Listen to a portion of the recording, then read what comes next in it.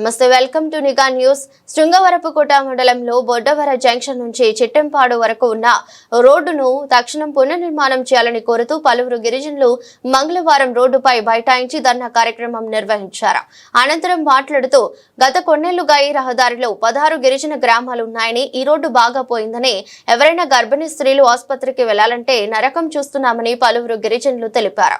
ఈ రోడ్డుకు గాను సుమారు 11 కోట్ల వ్యయంతో 10 కిలోమీటర్ల రోడ్డు నిర్మాణానికి శాంక్షన్ అయిందని, అయితే ఎంపీ భరత్ చేతుల మీదుగా 2 నెలల క్రితం ఈ రోడ్డుకు శంకుస్థాపన చేశారని, మరి దీనికి మోక్షం ఎప్పుడు కలుగుతుందో అని గిరిజనులు ఆవేదన వ్యక్తం చేస్తున్నారు.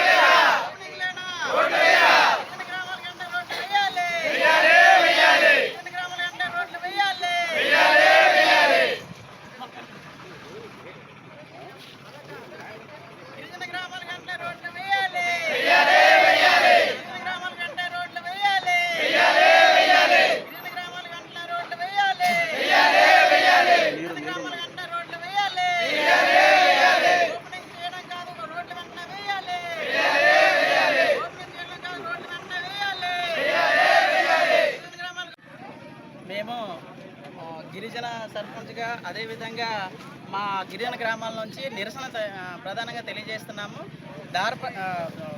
మూలపొట్టవర పంచాయతీ పరిధిలోనే 16 హిల్టాప్ గ్రామాలు, అదేవిధంగా మైదాన ప్రాంత గ్రామాలు ఎక్కువగా ఉన్నాయి. ఆ ఎక్కువగా ఉన్న గ్రామాలన్నిటికీ ప్రధానమైన రహదారి ఇది, ఈ రహదారి. కాబట్టి ఈ రహదారికి గతం నుండి కూడా ప్రభుత్వం శాంక్షన్ చేస్తుంది అని అంటున్నారు నిధులు. కానీ మొన్న రీసెంట్గా వచ్చిన గవర్నమెంట్ 11 కోట్ల పైన నిధులు అనేవి శాంక్షన్ అయ్యాయి. మొత్తంగా ఈ మధ్య కాలంలో ఒక 3 నెలల కిందటే గౌరవ ఎమ్మెల్యే గారు, ఎంపీ గారు మొత్తం అంతా వచ్చి కూడా ఇక్కడ శంకుస్థాపన చేయడం అయితే జరిగింది. కానీ శంకుస్థాపన చేసి మర్చిపోయారు తప్ప ఈ రహదారిని ఇలాగే వదిలేశారు.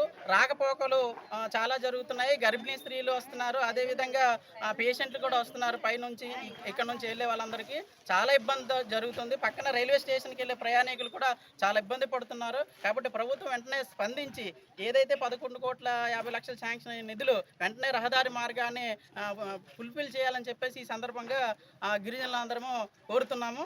అదేవిధంగా చేయకపోతే ఈ రోజుతో ఇది ఆపేదైతే కాదు, మళ్ళీ నిరసన కార్యక్రమాలు చేసే పని కూడా చేస్తామని చెప్పేసి ఈ సందర్భంగా ప్రభుత్వానికి హెచ్చరిక తెలియజేస్తూ వెంటనే రోడ్డు మార్గం ఏర్పాటు చేయాలని చెప్పేసి కోరుతున్నాం.